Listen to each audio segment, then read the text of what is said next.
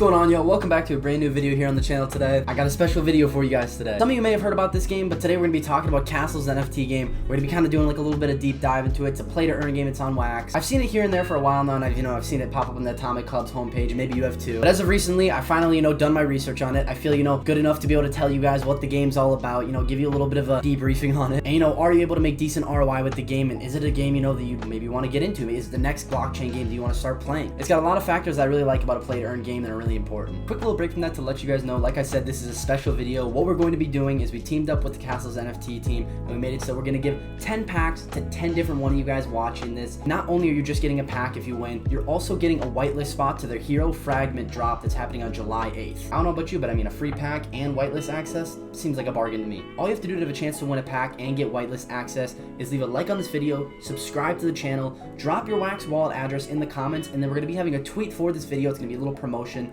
We'll leave it in the description, the link to it. You just have to like that and retweet that. Now, best of luck to you guys. We'll be announcing the winners on our Twitter and on our YouTube, so make sure you got our notifications on so you don't miss it. And without further ado, back to the program. Right now we're here on their website, castlesnft.io. And at first when I came to their website and I was looking at their game, it seemed a bit complicated and it seemed like a little bit overwhelming because the game's been out for a little bit now. It seemed like there's a lot of different attributes at play when I was first looking into it, but as I got more and more, of an understanding, it really was pretty simple. Now, there's a few different things that are at play in this game, and I'm going to kind of break it down and make it simple for you guys and talk about, the first thing that I wanted to say, which is, in my opinion, one of the main topics in this game, which is, owning land and then owning barons as well. Now, what land is in this game, as you can see right here, we're on here, it says, there's farms, there's ranches, there's villages, towns, cities, castles, and you can kind of see that I own a few of them here. I have one farm right here, as it says. I have one ranch, one village, and one city, and then for towns and castles, I have 0. Now, they make it pretty simple. These are all literally going in rarities, as you can imagine. Farm right here will be the least rare one. Then it goes ranch, village, town, city, and castle, all in order from rarity from least to greatest. Now, land in this game, what it does is it makes you certain currency, and I have it right here. It's called M source. So I'll show you guys right now. If I hit claim, what you're going to see is going to pop up the handshake. I'll approve it. After approving, you'll see you have the successful. The money will go up because I'll reload the page here in a second. Sometimes it just takes a moment. I reloaded it, and there you go. You can see it just jumped up. As I said earlier, there's rarities for them, so you can also see, what each one generates you M source per hour. So, the farm generates at least 10 per hour. As you go down, it shows the castle generates 2,430 M source per hour. Now, you may be thinking, how does this work? How do you, upgrade rarities and get to the castle rarity, which is, earning you the most? There's something called merging right here, which is a key part of owning land. How merging works is basically if you own 3 pieces of land, what it is, you basically combine those 3 into the next rarity. So, for example, if I had 3 farms, I could combine those into 1 ranch. If I had 3 ranches, I could combine those in 1 village, 3 villages, 1 town, etc., all the way to castle. For the sake of the example, I'll open a pack just so I can show you guys what merging's like. Here I'm opening a pack that contains land, so I can use it for the merging. Come back here after opening the pack, I have 3 farms, which is, like I said, 3 is the amount you need to merge. I have enough to do it, so now I'm just going to hit merge. And it's important to note, every time you merge, it does cost M source. So that's where it comes, in handy, where, you're earning M source, but at the same time, you're kind of spending it. So there is that balance of it's not becoming, an overinflated currency, because M source is like highly sought after. You have to use it for a lot of different things. So after merging the farms together, you can see now I have 1 extra ranch here. Now I do have 3 ranches now, so might as well turn that into a village. I will say it is kind of like an addictive little game, being able to collect things and then merge them and slowly trying to get yourself a castle. Now you may be looking at this chart here and you may be wondering, what's the point of merging land if, you're getting 10 an hour from farms, and then, if you have to combine 3 of them, which would give you, 30 an hour from 3 farms, you're only getting 30 an hour from 1 ranch. It's practically the exact same thing. You're just turning those 3 into 1, now giving you the same value. So the cool thing about merging is as you're doing it more often, you have a chance to actually get bonuses. So as you can see here, you have the 60.4% chance to just get the 1 ranch from your 3 farms, but you also have a 36% chance to get an extra farm on top of your ranch,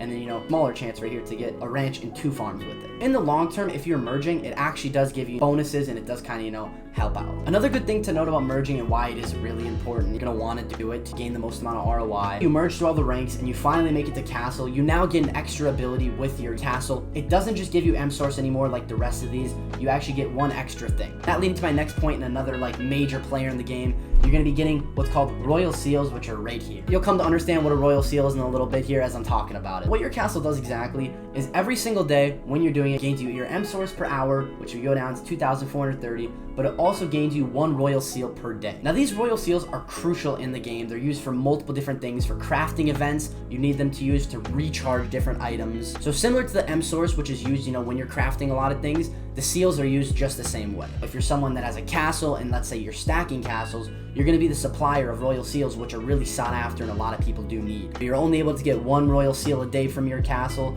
so a lot of people, their one castle they may have, it's not going to be enough supply. So what they're going to be doing is they're going to be going to the secondary market and buying it from people like you who own castles, and are able to mint multiple royal seals a day because they have multiple castles. It's good to know, if you see right here, you can click buy on royal seals, and if you go to it, it says right here, it's $5 a royal seal. So now they did this knowing the secondary market probably wouldn't supply enough royal seals for everyone who's using them to recharge their different NFTs. So you do have the option, if the secondary market runs dry, you're able to purchase them from your developers themselves. But it's very easy to undercut the $5 amount right here. They did that purposely. So if you go to the secondary market, we can look at it. You can go right here, royal seals right now. They're going for a little bit cheaper than usual. They're going for $3 a seal. Not even a few weeks ago, they were going for like $4.90, just undercutting slightly, but I guess people get a little bit hasty and try and sell them, so they're slowly undercutting each other. But the kind of price goes up and down, so it could go back up to $4 really easily. Now, it's good to know, if you're going for a castle to get those royal seals, that those are going to be your main source of revenue when it comes to castles for the most part. If you're going for the M source per hour when it comes to castles, it does only make you in a week about $1.75 if you calculate it hourly. So it's not going to be giving you a huge return. So it's good to note that your royal seals are going to be a main source of profit from your castles. So right now, in times when it goes to $3, it does take away a bit of your profits. But when the crafting events come back around, which happen in each different period, they go right back up because people really need them, so the prices skyrocket, and you're able to do the normal, like, close to $5 price for every royal seal, and it really ups your profit margins. One of the uses for royal seals is recharging for certain different NFTs, and castles are one of those NFTs that need recharging. So one of your royal seals per week that you make, so you know, if you're making 7 a week, just one of them will go to recharging your castle. So realistically, you're only making 6 royal seals in profit each week from your castle. I talked to you guys a little bit about land, you know, castles, and how that all works out with royal seals. Let's leave that to the next topic, which are barons, which in my opinion are one of the best ways paired with castles to make the most ROI. Now, if you go to the secondary market, you can see barons, they have a pretty high price right now. It's $385, and I can see it just going up at the moment. And if you go down, there's practically none on the market. As these get bought up, the price will just go up and up and up. Now you may be wondering, why is the price so high for these? I'm gonna get right to that. One thing they really try, emphasize in this game is scarcity, and that's why these barons come in really big handy. Crafting events, they don't come around all that often. You can't get barons from packs. You can only get them from these crafting events. So the people who do end up getting them, it's really valuable. Now, barons go hand in hand with land, what I was just talking about and explaining to you guys. What barons do is they actually, similar to the castle, how they give you that 1 royal seal per day, barons, what they do is they give you 1 piece of land per day. Now, if you're looking at this chart right here, it shows, you have a 95% chance of a farm, you have a 4.5% chance of a ranch, and a 0.5% chance of a village. Like I said, barons are limited and they only have so many drops coming out. So it's good to know that barons really, over time, as it gets to the point where no more packs in the market, they become kind of monopolizing what's there in the secondary market for land. Now, for example, if you own a lot of barons and you're the one minting a lot of land, you're really kind of owning the market. You're able to put farms out there, villages out there, towns out there. You're able to put all that different stuff out in the secondary market. You really are controlling it. Like I said, they really try and emphasize scarcity, and that's why if you're able to take advantage of these crafting events and you're able to collect yourself a baron, it really does come in handy as the game progresses. So now, similar to the castles, barons, they have charges as well. When you're minting these lands, you're able to do it once a day, like I said, 7 days a week, so you can mint 7 pieces of land per week. And what you need to do is just use 1 royal seal per week to recharge your baron. So for example, if you had 1 castle, right, your castle would be giving you, for example, now 5 royal seals in profit because you're going to be using 1 for your baron and 1 for your castle. But it's good to know, if you own a baron and you also own a castle, you really are like self-sustainable. You're able to mint land each week, you're able to gain royal seals to recharge yourself, and you're slowly able to get your way up and up and up the ranks without having to actually spend money on packs or anything to get yourself another castle, and you can slowly stack them. And the more barons you have, the quicker it goes. Like I said, scarcity is really important to them, so as the years go by, they try and reduce the supply of barons, so they're progressively going to become more and more valuable. In 2021, it says total barons released that year, 1,040. 2022, they're projected for 832, and as the years go on, it slowly goes down and down and down to the point where barely any barons are getting minted. Throughout this, I mentioned crafting a few different times, and I never really dived into it, so let's get into exactly what I mean by different types of crafting events they have. Now, along with the barons, you're going to also be able to craft what's called lumberjacks, and you also be able to craft carpenters. What the lumberjacks do is they produce regular wood, and what the carpenters do, if you go over here, they produce what's called fine wood. Now, I'll tell you what these 2 materials do exactly in just a second. These 2 characters lead up to another really cool way to gain ROI in the game, where, you know, if you have castles and you're really into the game, you have barons, you're collecting your royal seals, this is another really cool way to build ROI as well. That's a little bit different, but definitely if you're into the game big, it can be really beneficial. And that's going to be what they call in the game the wonders. They have a few different ones right here, the Royal Courthouse and the Explorers Guild. Let's go over the Royal Courthouse first. Now, exactly how the Royal Courthouse works, it's a pretty cool concept actually, and I do think it's pretty interesting. It definitely shows, you know, what's possible, blockchain games, and being able to share earnings. Like I said, we're talking about crafting events. This is one of the things that goes hand in hand with that. You crafted lumberjacks and you own a lot of them and they're making you a lot of wood. What you can do is, you know, you take that wood that you gain from the lumberjacks and you combine them with royal seals, and you can craft these things called bounties, which are limited time items that you can only craft in certain periods. You could craft either low bounties or high bounties. Higher bounties obviously costing more royal seals and wood, low bounties costing less. So now the reason why these bounties are really valuable and like why you want to purchase them and actually own them, and it's a good income of ROI. If you go to their NFT blocks like we were looking at earlier, you can actually purchase royal seals from them like we talked about,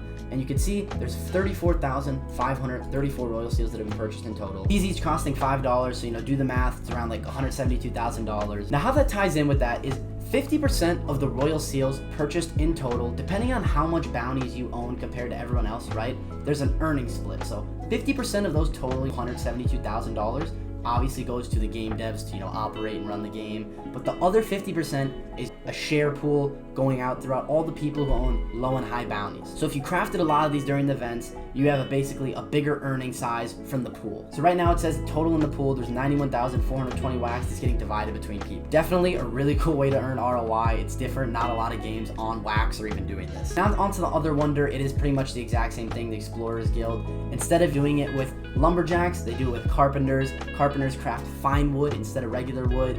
Combining those with royal seals, if you go down here, you're able to do low and high bounties similarly, and you also get a percentage of the pool like you would with the Royal Courthouse, similar. Just instead of the pool being done with wax, what they're doing is, you know, they have their in-game currency right here, which is called Rune Source. Instead, you get airdrop that. Personally, I would do maybe the Royal Courthouse just because wax is a little bit bigger of a daily volume. Trading in and out of an in-game token currency, depending on if it's a slow day or not, you might not actually be able to get your coin to and from a different token. Now, there's definitely a little bit more things I could talk about here and there about the game, but I feel like that's the basics that you need to know to kind of, you know, hop into the game, understand and get your feet wet and learn all about it. I hope this was a cool video for you guys. I personally think the game's pretty fun. I think the idea of playing a game that has like a lot of scarcity and holds the value of your NFTs, you know, they don't just get dumped in the next month or two. You actually have, you know, a bit of like, you know, comfort in knowing that your NFTs won't just kind of drop in value like a lot of play to earn games do. As always, I'll say do your own research, make sure you understand the game, you know, don't just take my word for it, take your own, you know, do your little bit of research just like you should in this space, you know, DYOR. But hopefully this video was helpful for you guys. I'll be announcing who won the packs in the next video. I'll send them out to you, so stay tuned, don't miss the next video, turn on your post notifications, and I hope you guys enjoyed this. I'll see you in the next video.